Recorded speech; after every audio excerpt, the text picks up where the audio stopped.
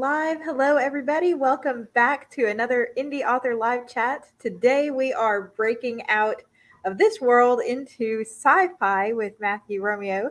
Thank you so much, Matthew, for joining us today. Thank you so much for having me today, Katherine. I really appreciate this.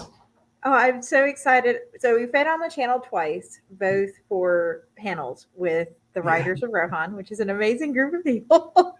yes, it is. I linked those in the description box. So if you're watching live on YouTube and you have no idea what I'm talking about, you can just drop down there and click those after the live. But today we are super excited to talk a little bit about Erinyes, which is Matthew's newest novel in a brand new series that, it's sort of completely disconnected from the Maven Knight trilogy, right?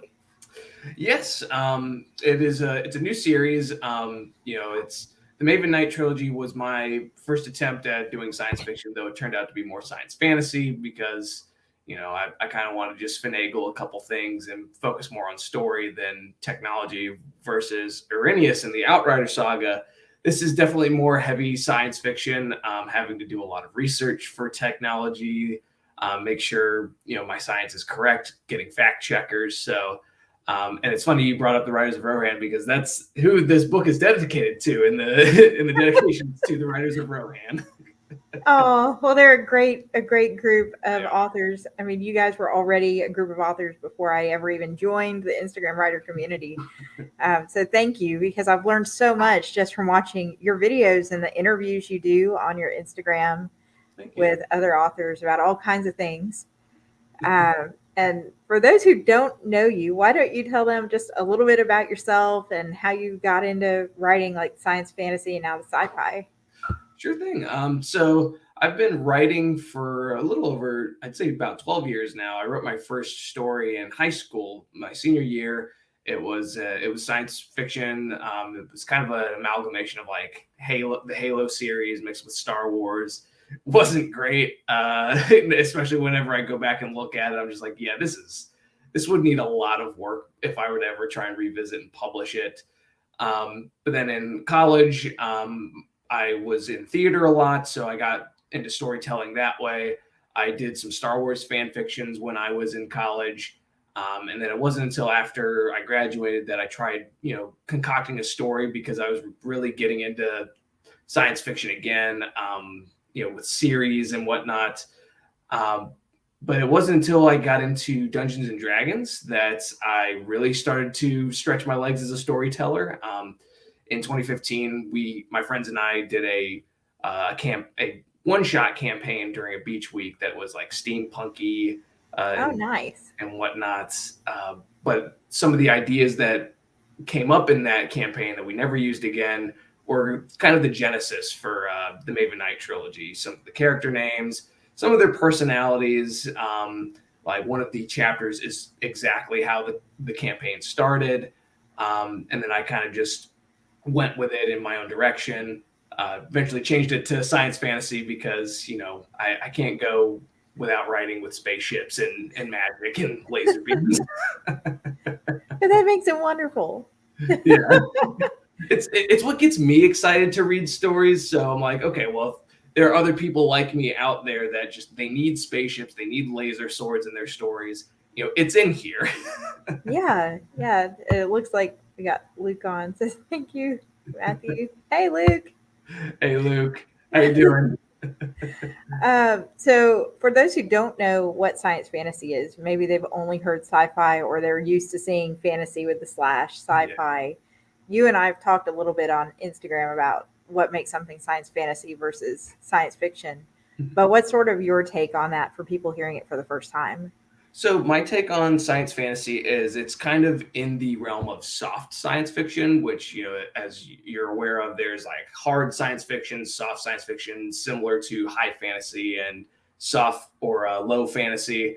It's kind of like the aesthetic is science fiction. So like, yeah, there's spaceships, there's alien creatures, super crazy technology. But that's not the focus of the story. The focus is on, characters, but then there's also a hint of, magical stuff kind of inlaid with it, or at least it's technology that they can't define.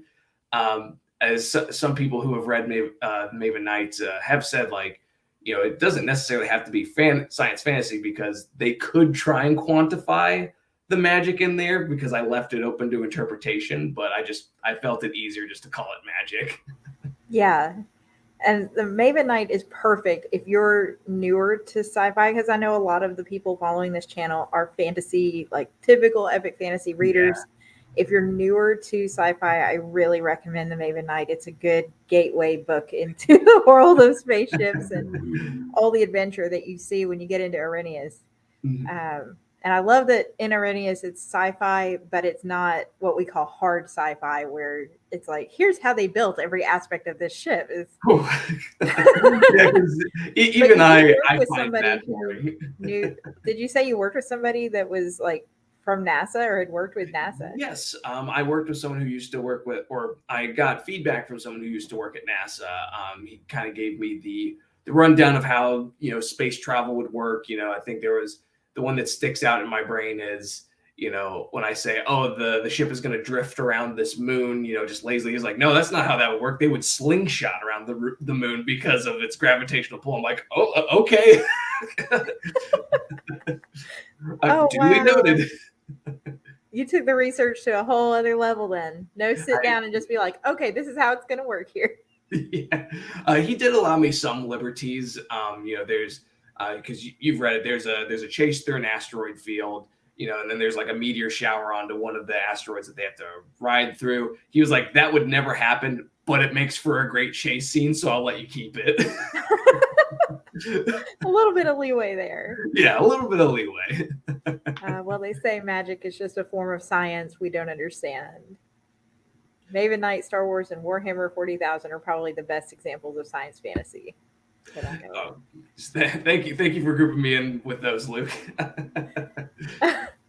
mean, and I don't think Luke's over exaggerating at all. There's a lot of the classic core elements of sci-fi in Erinyes that I used to love, like taking me back to Star Trek and like the old, like Captain Kirk Star Treks, not the new revised ones, and just seeing that and saying this is something modern and new and fresh and original, but at the same time it's got all the classic stuff that you love.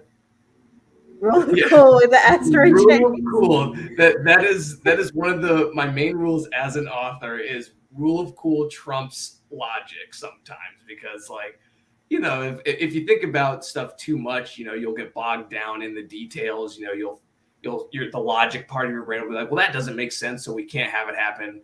But then the other part of your brain is like, but wouldn't it be really cool? So that's the part of my brain that's like, showmanship over logic sometimes. Yeah, just suspend the belief just a little bit. Yeah, I mean, that's kind of the point of fiction is, we do try and be realistic as much as we can, but at the end of the day, it's fiction. Like it's made up, some of the rules aren't going to make as much sense as, the real world. Like I get a lot of people asking me sword related questions. And it is for it's good to be informed, but at the same time, if your story is just going to get bogged down with the technical sword details, then that's not going to be as fun as, some of the OG fantasy stuff. Right. So with Erinyes, you really lean into having non-human and humanoid, but still non-human main characters, which is what made it really interesting, especially the chef. I don't want to be too spoilery. Was that difficult for you because you were researching so much and going so far with making sure it was scientific this time? So the aliens or the non-humans, I should say, that I didn't really do too much research on them because I had the visual in my head of what they were going to look like. I did some things I chose to, make scientific, like, with Mira, her head tentacles, give her dopamine surges. So I was like, okay, yeah, technical stuff there. But, with Goloth and his species, I really just envisioned fun bugmen that clicked. They couldn't breathe our atmosphere. And he likes to cook. I just love him so much. He's one of my favorite characters. And there's a scene in the book, and again, I'm not going to give away spoilers, but there's a scene in the book where I was literally like holding my breath. And by the end of that scene, I was like, I feel like I'm as out of breath as he was in that scene. Yeah, he kind of grew on me. He was originally, he just was a background character, just the alien muscle of the ship. But then when I tried, experimenting with some of their POVs, because originally it was just Alec, uh, Ryza, and a couple of Dylus POVs. But then I decided to add Mira, and then I decided to add Goloth for a little bit of flavor. And once I started adding the Goloth POVs, I was like, he's really fun to write. He's just so weird and just has such a strange interpretation of things. Like can't help but have fun with him. Exactly.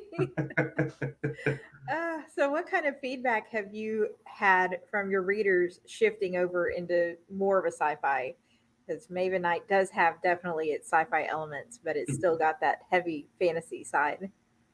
So I think a lot of the feedback that I've gotten hasn't necessarily been on the science fiction level.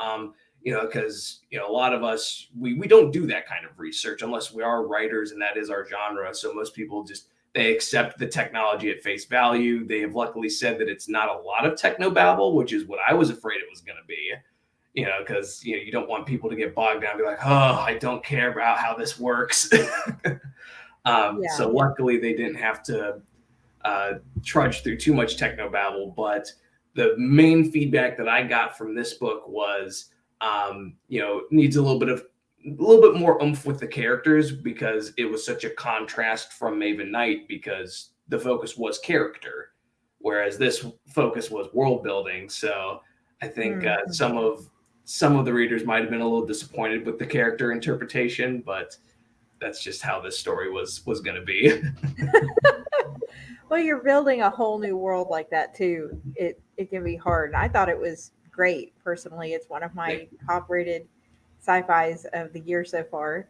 And as you said, people watching, yes, I have read this book, so you can go at it or read my review of it. We got some interesting questions before the live. Ooh, okay. And I'm always excited. So if you're watching live and you have questions, feel free to drop them in the chat and we'll get to those too. But the first one was related to, I've got to pull the questions up. Here we go. Related to which of the characters do you consider your main character? And are we going to see the same set of characters in the next book? I mean, I think that's a pretty obvious yes. Yes. So yeah, that's a good question. So I would say Alec Zero is the main POV.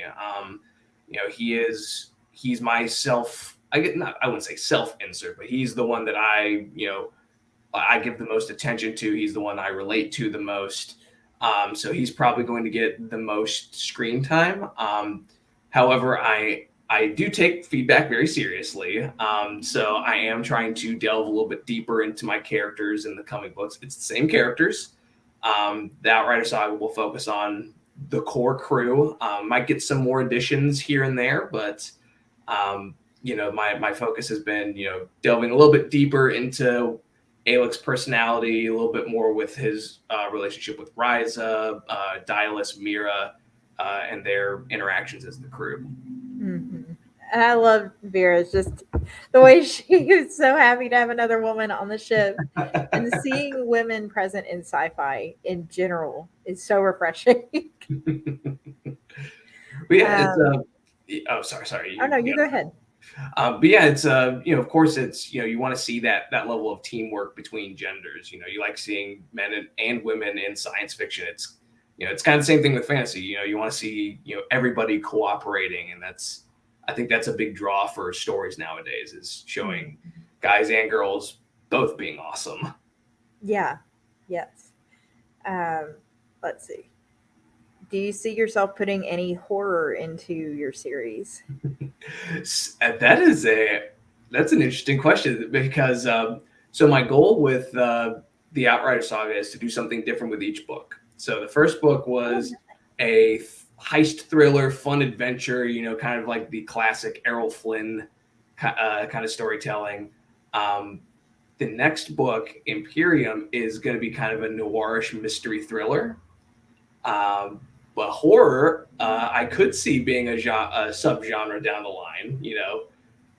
there's multiple books planned, so I would be willing to try my hand at horror at one point. I mean, there's so much going on in this book. If you're watching, there's scenes that are very thriller in feeling, and then there's the space battle we've already talked about, and the like chasing in the asteroid field and all of that stuff.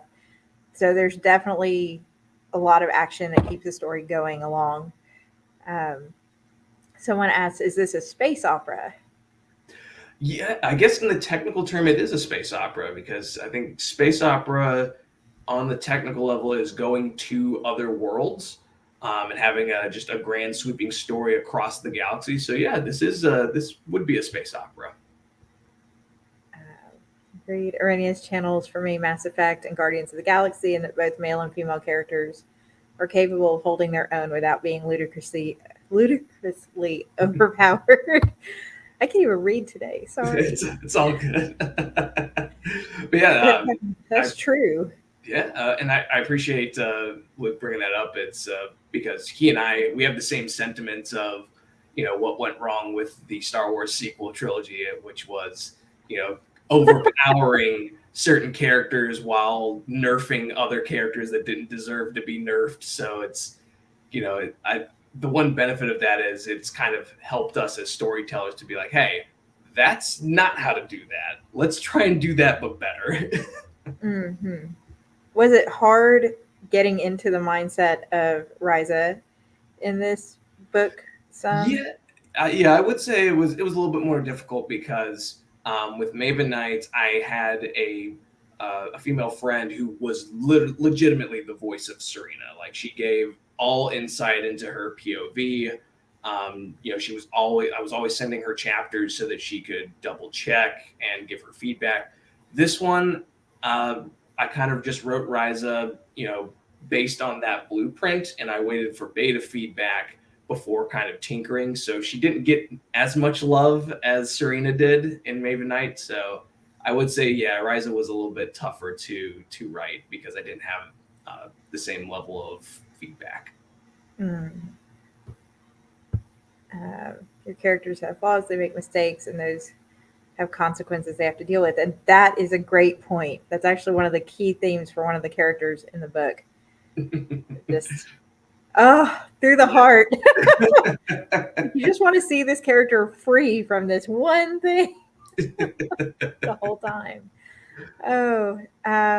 Do you have any advice for a fantasy writer that wants to try their hand at sci-fi?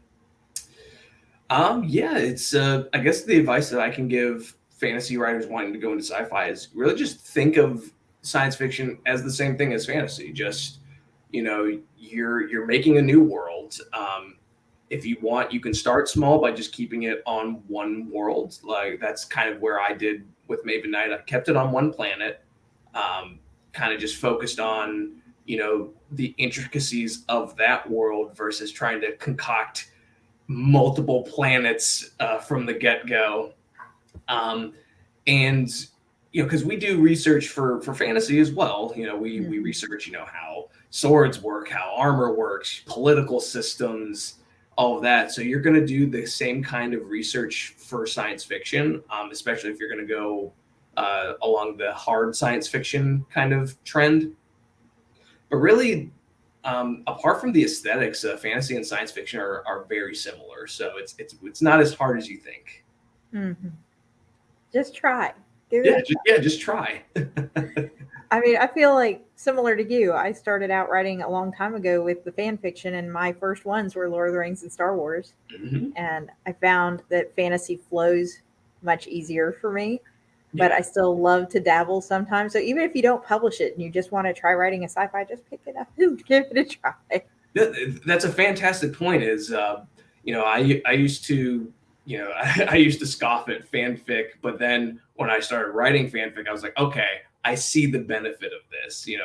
It kind of gives you, you get the creative freedom, but you have the rules of like, hey, I need to stay in the pocket of this world. So like, if you wanted to do a fanfic of Star Wars, Star Trek, Mass Effect, Guardians of the Galaxy, Marvel, like those are great areas to, I guess, stretch your legs in science fiction. Yes. And there's some program on Amazon, and I need to look at it more, where there's smaller authors that will give you permission to do fan fiction of their world and publish it on that program on Amazon now, which I was hearing about recently. And I thought that was so amazing because these writers have already done some of the hard legwork with creating the universe, and then you sort of use it to spin off. So that might be a good practice too. So earlier this year, you talked about pitching, and I know that's come up on our last Writers of Rohan chat. That it seems like everybody in the group almost is pitching. Sean and Luke and you. How is that going? Are you still pitching? I'm presently not pitching at the moment. My energy levels have been very low lately with the return to, I guess, relative normalcy at my day job.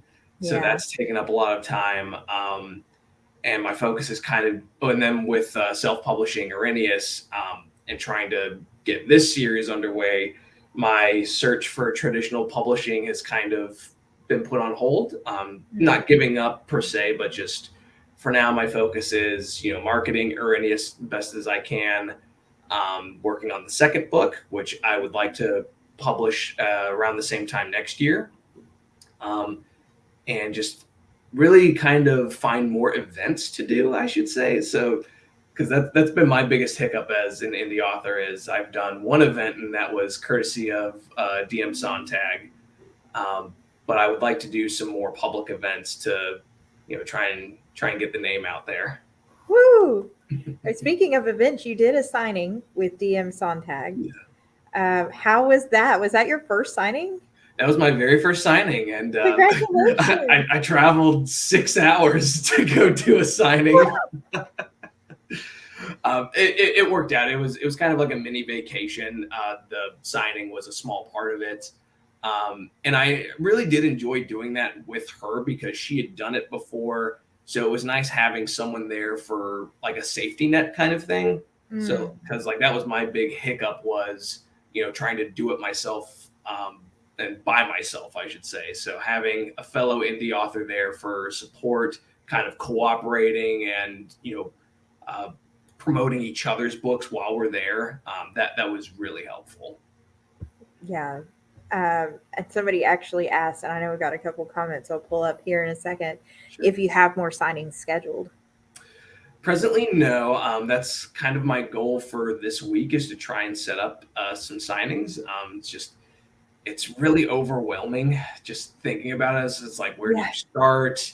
How do you approach this? Like, I think the common meme for all of us indies is like, we can write the stories, but when it comes to marketing it, that's like completely different ball game for all of us. Yeah, I think a lot of readers who find indies for the first time, they don't realize that there is no marketing team or anything else. We are the coordinator for cover, the coordinator for editing, everything.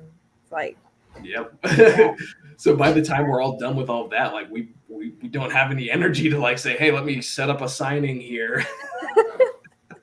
And then of course, like you said, you had to drive 6 hours for the last signing you did. So coordinating that all on your own and knowing that you're funding your passion projects with your day job too. I really wish I was on your side of the Atlantic. It would make events so much easier than where I am. Dude, seriously, like if you, me, DM, and Sean were all within like, even you as well, Catherine, if we were all like within the same like 2-hour drive, we'd be going so ham with book signing events. Like it would be incredible, but unfortunately, that's not how the world is. Well, there's a lot of great author events in 2023, and hopefully we'll get to see you at one of them. I would love to. You should definitely let us know, and I'll update everybody toward the end of this year with who's going to what. I've been watching people say they're going to Storybound Book Fest, and a lot of people going to that one, and then the 20 books thing this fall. So like so much. I expressed my interest in going to Storybound Fest, but I have yet to hear back on if I'm accepted in the panel or anything. Those fingers.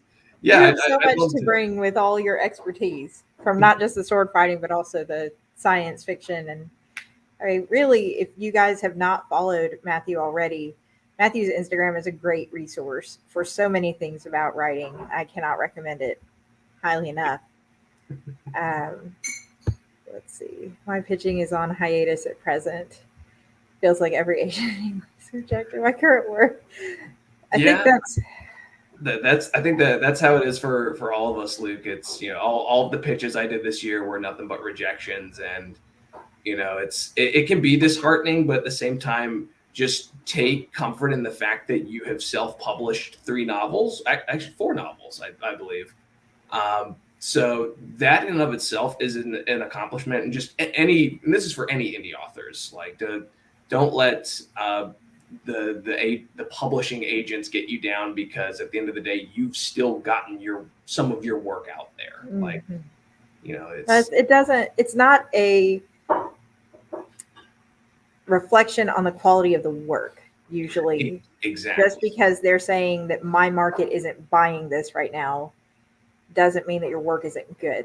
Because I think exactly it's almost more of what can I sell quickly in some aspects. I think it's also important to see trends in media as well, because I think this last year fantasy and science fiction were kind of bottom tier. It was more like fantastical romance stuff, and I think horror and thriller kind of stuff was the big seller. But now with there's a Dungeons and Dragons movie coming out next March, so come on, guys, fantasy is up and coming. Get more fantasy books out there. Yes, House of Dragons, Rings of Power. Yeah, that's a separate video in and of itself.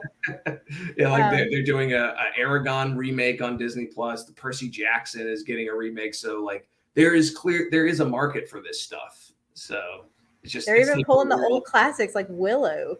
I was like, like 3 novels and a children's book. Thank you for the reminder. Sometimes it's easy to forget what you've achieved amidst disappointment. Yeah. That's all you can do, Luke, is just remind yourself that you have 3 full novels out there, and you have a fan base.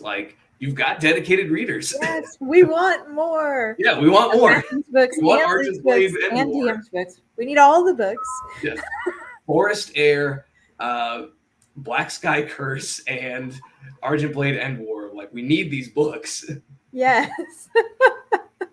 I keep reading about all these snippets on everybody's Instagrams, and I was just like, my TBR list is crying, but I've got to have them all. They're more addictive than Pokemon cards. So how has your family taken, your writing now that you're sort of more established, you're building a strong fan base who loves your work? Are they still yeah, let's do this? So I guess my wife she's always very supportive. She was the one who kind of got me on the self-publishing train. When we first started dating, she saw the pile of paper that was the first draft of Maven Knight that I printed off, and she was like, "Can I read this?" Read it. She thought it was fantastic. Said, "You should publish this." And she's read each one since. She has not read Erinyes yet, but it's on her TBR.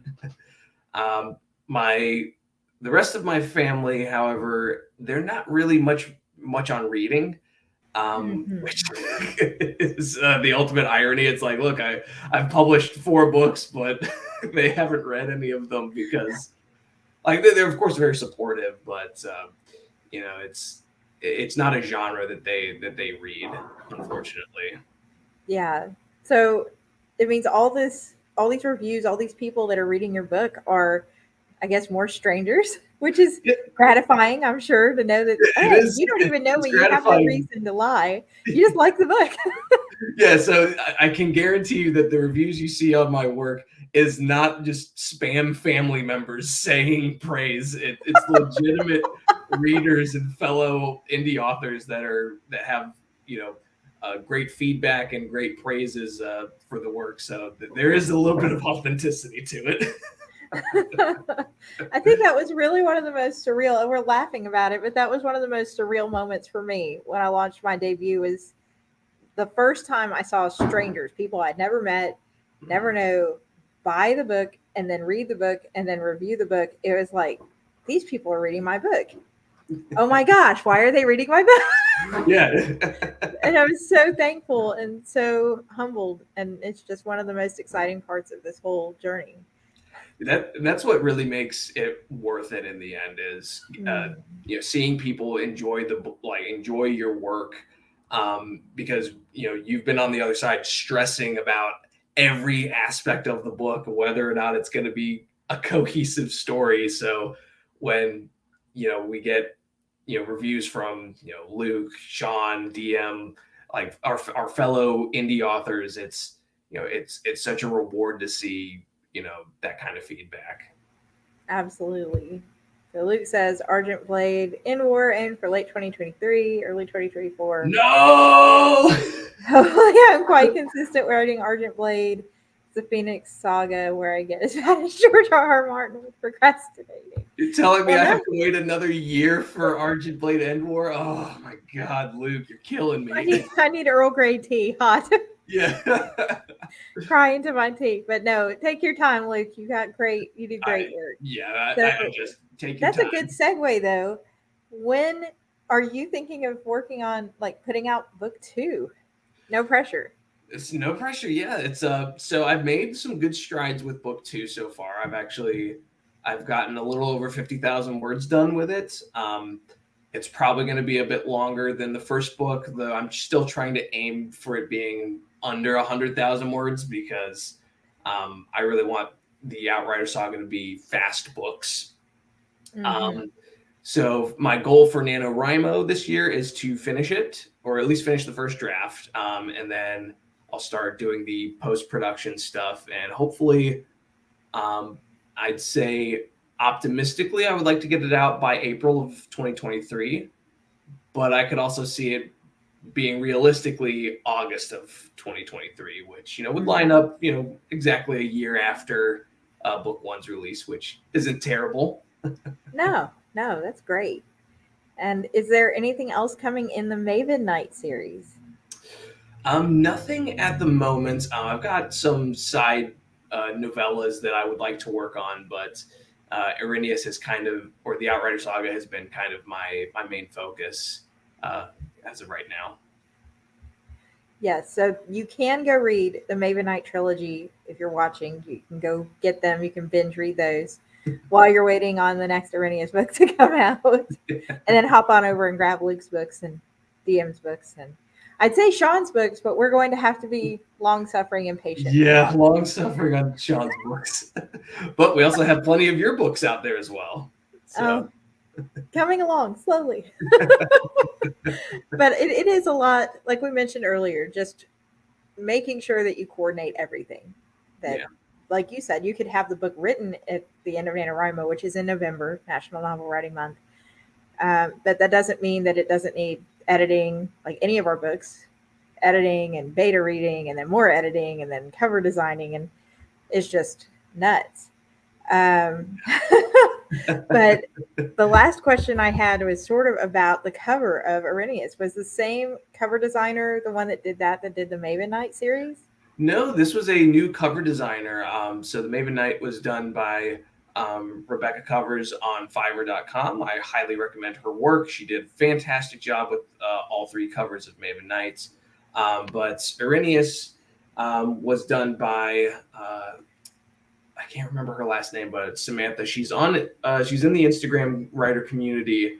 Unfortunately, I think she said she's going to be taking a hiatus from cover design, so I will be in the market for a new cover artist for the next book, which is so sad because she did a fantastic job with this cover. She was so easy to work with. She gave me exactly what I wanted, and I just can't thank her enough for all the hard work she did. Well, it's a gorgeous cover. All of your Maven Knight covers were beautiful.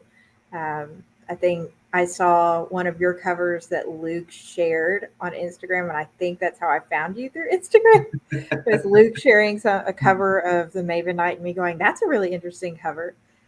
We say don't judge a book by its cover, but we really, really do, I guess, as readers more than we'd like to think.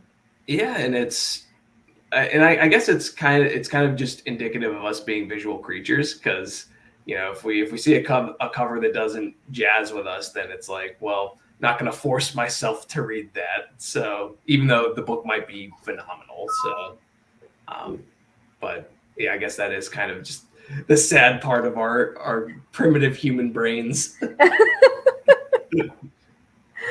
Well, thank you so much for joining us today, Matthew, and everybody who's watching live on Twitter and on YouTube. If you want to follow more of Matthew's work, or you would like to read Erinyes or the Maven Knight trilogy, go to the links in the description box.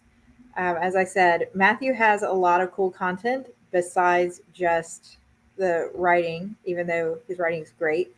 You can see him twirl some swords around or lightsabers around, or chat with people about certain fun series and their prequels. But thank you so much, Matthew. I wish you the best, and we're so excited to see what happens next in the world of the Outliers. Yeah, thank you so much for having me on here, Katherine. I really appreciate this, and just can't wait to talk to you next time. Sounds good. Take care. Take care.